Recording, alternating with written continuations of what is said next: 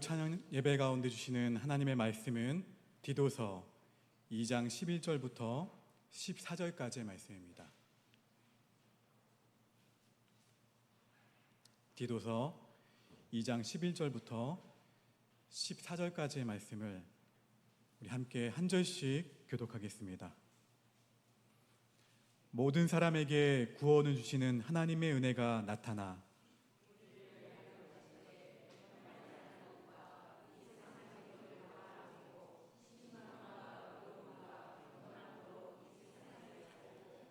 복스러운 소망과 우리의 크신 하나님 구주 예수 그리스도의 영광이 나타나심을 기다리게 하셨으니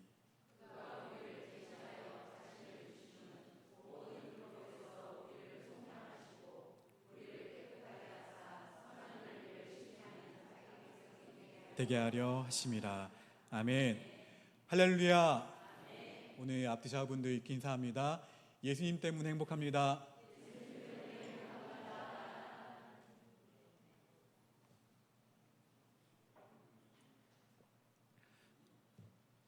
부모로서 자녀를 키우면서 살아가는 동안 저는 경험해보지 않을 것 같고, 하지만 제가 간접적으로 경험을 해봤거든요.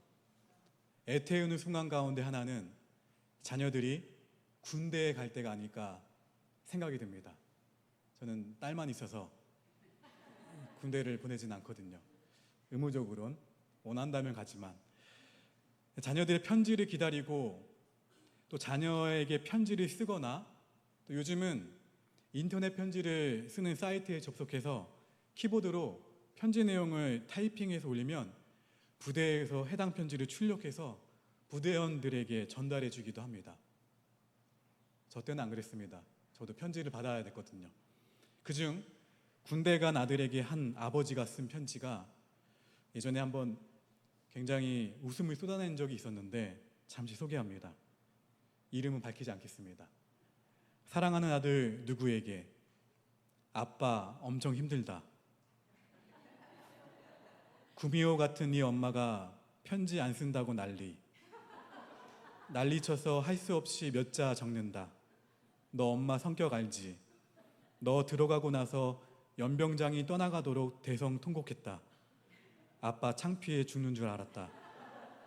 너 빨리 찾아내라고 아우성을 치는데 너 알다시피 다들 머리 빡빡 깎고 어느 놈이 아들인지 알 수가 있냐. 그래도 네 엄마 등살에 가만히 있을 수만은 없어. 그 비 맞으며 찾느라 눈알 빠지는 줄 알았다. 결국 찾지도 못하고 못난 아빠의 못난 남편까지 되었구나. 아빠 엄청 힘들다. 집에 돌아오는 길에 네 엄마 달래려고 아빠가 몰래 모아놓은 피 같은 돈으로 네 엄마 옷까지 사주고서야 겨우 집에 들어갈 수 있었다. 너 군대에서 월급 받아서 다 갚아야 한다. 농담 아니다. 아빠 엄청 불쌍한 사람이다. 엄마가 너 낳고서 아빠는 완전 찬밥 신세된 거 알 거다. 다른 사람은 안 그런다고 하는데 네 엄마는 아나무인이다. 너만 옆에 있으면 아빠는 안 보이나 보다. 그래서 하는 말인데 웬만하면 휴가도 나오지 말고 군대 말뚝 박아라. 요즘 군대 좋아져서 밥은 굶지 않는다고 하니 생각 잘해봐라. 아빠 걱정이다. 너 들어간 지 하루도 안 지나서 벌써 이러니 네 엄마도 같이 군대에 보낼 걸 잘못한 것 같다. 부대장님한테 여쭤보고 힘 좋은 아줌마 필요하면 아빠한테 얘기하라고 네가 말해라. 이 아빠가 한 것 비하면 요즘 군대 생활 누워서 떡 먹기다. 유령 피지 말고 멋진 남자가 되어서 나와라. 난 네가 부럽다. 그럼 고생해라. 끝.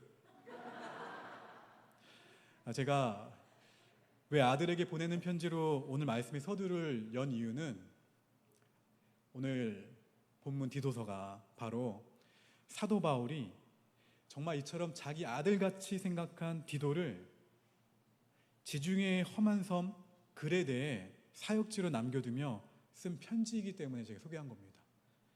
그러한 마음으로 한번 오늘 본문을 묵상해 보시기 바랍니다. 디도서 1장 4절 말씀을 읽어보실까요? 우리 화면을 보고 읽겠습니다. 시작. 같은 믿음에 따라 나의 참 아들 된 디도에게 편지하노니 하나님 아버지와 그리스도 예수 우리 구주로부터 은혜와 평강이 내게 있을지어다. 이렇게 편지를 시작합니다. 그리고 디도서 1장 12절에서는 그레데 섬 사람들의 삶의 모습이 나와 있는데요. 한번 읽어보실까요? 시작.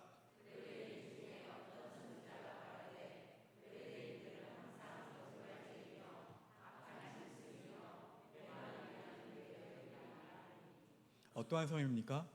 그 사람들의 삶의 모습이 어떠한지 그냥 한눈에 보이시죠?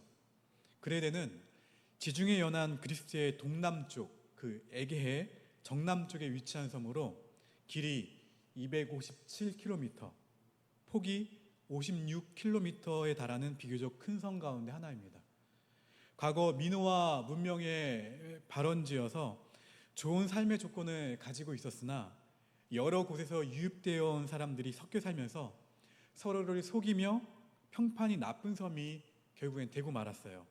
AD 62년경 바울이 로마의 감옥에서 1차 석방이 되었을 때 이곳에 이방인 출신 제자 디도와 함께 사역한 후에 디도를 바울이 이곳의 사역자로 남겨두면서 이런 악명 높은 사역지에서 바울은 그의 아들, 믿음의 아들 디도가 복음을 붙들고 복음을 전하며 살도록 권면하는 편지를 지금 쓰고 있는 거예요. 그러면 바울이 믿음의 아들이며 그리고 본인의 제자인 디도에게 부탁한 복음의 본질은 무엇이었을까요? 저를 따라서 한번 고백해 봅시다. 복음은 우리가 택함 받은 자로 영생의 소망을 누리게 한 사건이다. 할렐루야. 우리는 인생을 살아가면서 끊임없는 선택과 끊임없는 거절을 경험합니다. 특히 20세기 이후의 세상은 지금까지 인류가 살아온 어떠한 시대보다도 민감한 경쟁 시대를 맞고 있습니다. 그 결과 어린 시절 유치원에서부터 당첨에 떨어지는 거절을 거절합니다. 경험해야 하고 이 거절과 선택의 경험은 진학 단계마다 악몽처럼 기다려요. 사회에 진출하면서는 주택에 대한 열망을 안고 아파트 청약에 신청했다가 당첨되기도 하고 떨어지기도 합니다. 또 좋은 직장에 열망을 안고 직장에 지원해서 선택되기도 하고 떨어지기도 합니다. 그리고 좋은 배우자의 소망을 안고 또 사랑하는 사람에게 프로포즈를 했다가 선택되기도 하고 거절되기도 하죠. 아마도 우리 가운데는 많은 분들은 선택되기보다는 거절을 더 많이 경험하셨을 것입니다. 어떠신가요? 선택을 받았어요. 그럼 그 경험은 나에게 자긍심을 심어주지만 거절의 경험은요, 열등감과 상처와 그에 따른 자괴감을 줍니다.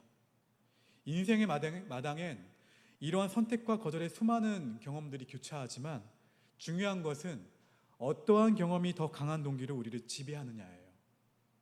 그리스도인 가운데에도 인생의 거절감을 견디지 못하고 극복하지 못하고 사는 사람들이 있습니다. 그때 우리가 확인해야 할 중요한 영적인 사실이 있어요. 무엇일까요? 우리는 하나님이 영원 전부터 선택하신 존재라는 거예요. 옆 사람에게 이렇게 고백해 봅시다. 당신은 하나님이 영원 전부터 선택하셨습니다. 할렐루야. 인생의 거절감을 경험하시거나 힘드실 때 나는 하나님이 선택하셨어. 나는 하나님이 특별하게 여기고 계셔. 나는 하나님의 귀한 것을 부여받은 소중한 존재야. 이 사실을 잊어버리시면 안 돼요.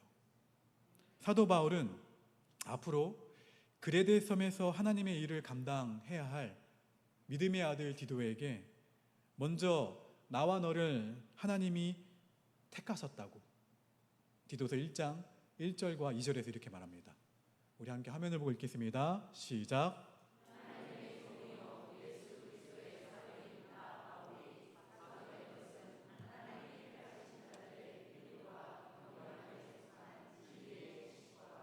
영생의 소망을 위함이라.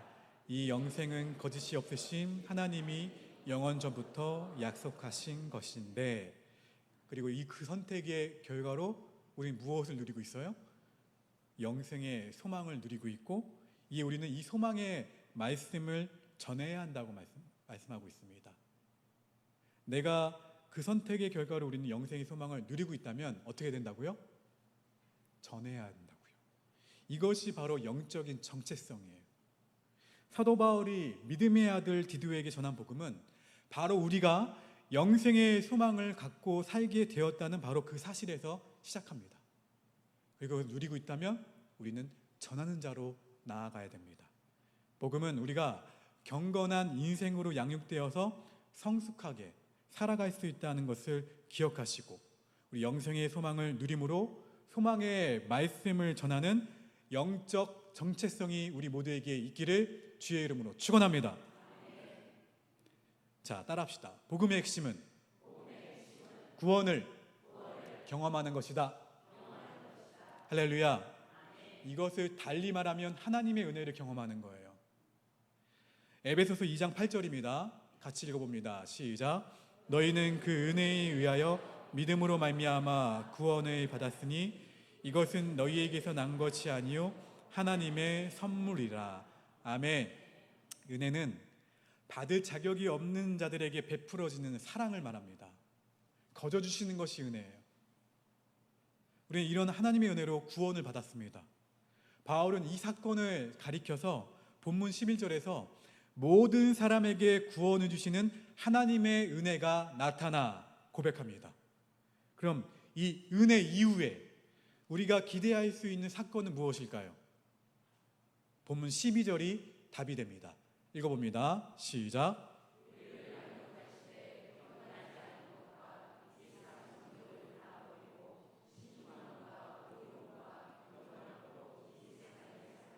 아멘. 이 말씀 가운데 무엇이 반복이 되나요?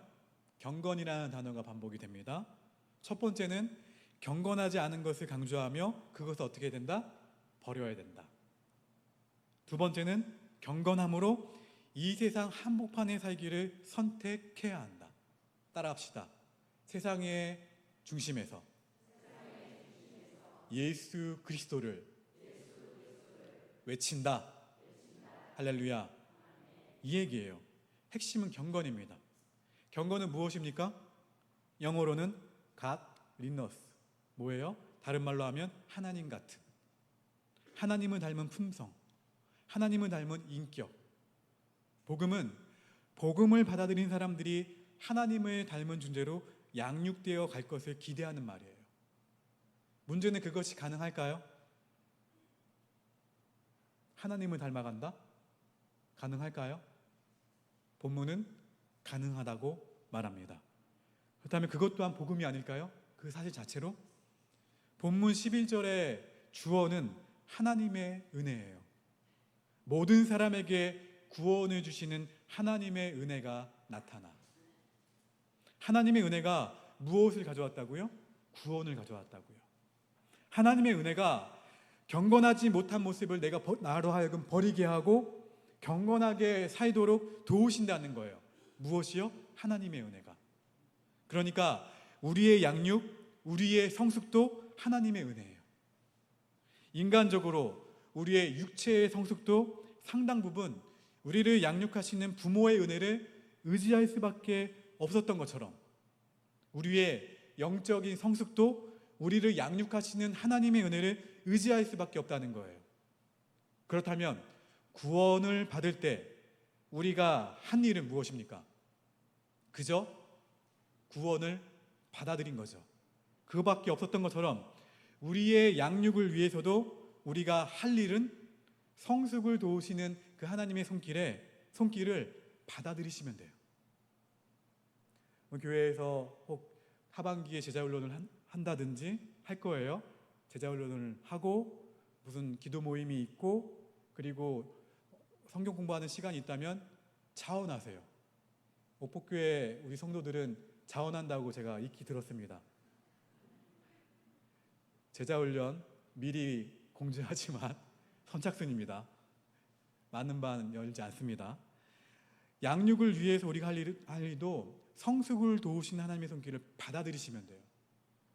우리의 영적인 성숙은 우리가 결단하고 결심해서 그것을 실천한다고 해서 가능하지 않아요.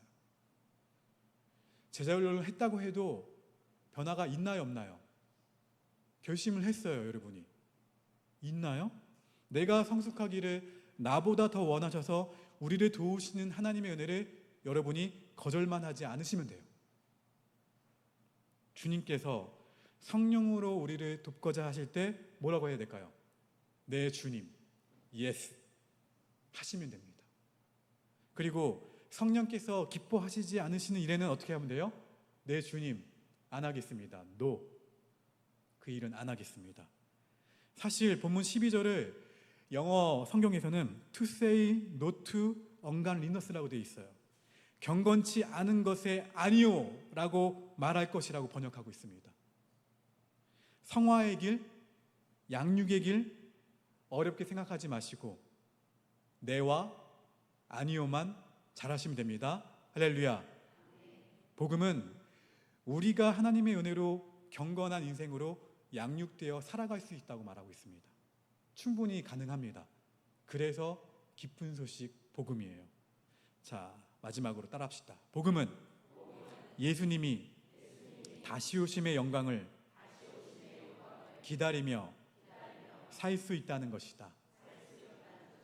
흔히 예수님의 재림하면 곧장 광신적 종말론과 그리고 제가 여기 재림을 얘기하면 인류의 파멸 같은 시나리오를 그리실 거예요, 아마 머릿속에서. 그러나 성경이 가르치는 진정한 종말론은 결코 비극적인 사건이 아닙니다. 오늘 본문에서 바울은 디도에게 예수님의 다시 오심의 사건을 뭐라고 표현하고 있냐면 복스러운 소망이라고 표현하고 있어요. 우리 13절 말씀 읽어봅니다. 시작. 복스러운 소망과 우리의 크신 하나님 구주 예수 그리스도의 영광이 나타나심을 기다리게 하셨으니. 네, 그렇습니다. 예수님의 다시 오심은 적어도 우리에게는, 그리스도인들에게는 복된 소망이며 영광스러운 사건이며 가슴 설레이며 기다려야 할 사건이라는 거예요. 왜 그럴까요? 그날은 우리의 성숙이 완성이 되는 순간이고 인류 역사의 모든 불법적인 것들, 불의한 것들, 부정한 더러운 것들이 다 사라지고 하나님의 온전한 나라가 이루어지는 순간이기 때문에 그렇습니다. 그렇다면 우리는 어떻게 예수님의 다시 오심을 기다리고 있어야 될까요? 질문입니다. 어떻게 기다리셔야 돼요? 모든 세상 일을 접어야 될까요? 가정과 학교 일터를 등지고 저와 함께 기도원에 들어가시겠습니까? 그렇지 않아요. 본문 14절입니다. 14절 읽어봅니다. 시작. 그가 우리를 대신하여 자신을 주심은 모든 불법에서 우리를 속량하시고 우리를 깨끗하게 하사 선한 일을 열심히 하는 자기 백성이 되게 하려 하심이라. 아멘. 예수님이 다시 오실 때까지 선한 일을 열심히 하시면 돼요. 그것이 바로 하나님 나라의 완성을 이 땅에 이루는 길이라고 말씀하십니다. 불법한 세상에서 하나님의 말씀을 따라 사는 거예요. 악한 세상에서 선한 일에 몰두하면 됩니다. 계속 말씀드렸죠. 예수님이라면 어떻게 하셨을까? 질문하시면 돼요. 거창한 일이 아니라 날마다 그렇게 일상의 삶을 진실하게 대면하는 것을 의미합니다. 이미 디도서 1장에서 경고한 것처럼 당시 그레데 섬의 라이프 스타일은 거짓과 악에 물들어 있었어요. 하지만 그러한 현실 가운데에서도 성도의 삶은 달라져야 합니다. 세상의 중심에서 예수님을 외쳐야 되는 거예요. 여러분의 행실을 통해서 태신자는 돌아오게 되는 거예요. 전제는 기도입니다. 하지만 더 나아가자면 여러분의 행실을 통해서. 그것이 바로 세상을 변화시키고 주님의 재림을 준비하는 성도의 올바른 삶의 모습이에요. 그것이 바울이 믿음의 아들이며 제자인 디도에게 기대한 복음적인 삶의 모습이었고, 그 결과 그레데섬의 복음화가 이루어졌습니다. 덕분에 여러분이 성지순례를 나가신다면 그 섬에서 바울이나 디도를 기념하는 교회들을 만날 수가 있는 거예요. 사랑하는 성도 여러분, 바울이 디도에게 전한 복음, 그리고 수많은 믿음의 선진들을 통해서 전해져 내려온 그 복음, 이제는 내가 그 복음을 누리고 있죠? 그러면 오늘 작정한 그 태신자들에게 분명히 전달될 것입니다. 할렐루야. 이를 위해서 기도하면서 5개월 동안 함께 기도하시며 나간다면, 사실은 원하건대 여러분이 살아계실 때 그들이 복음을 받아들이고 돌아오면 제일 좋죠. 하지만 하나님의 때에 분명히 하나님이 역사하셔서 우리 교회가 아니더라도, 마음 한편에는 우리 교회로 다 왔으면 좋겠지만 가까운 교회로 나가더라도 여러분의 기도와 여러분의 그 헌신을 통해서 반드시 주님을 영접하게 될 줄로 믿습니다.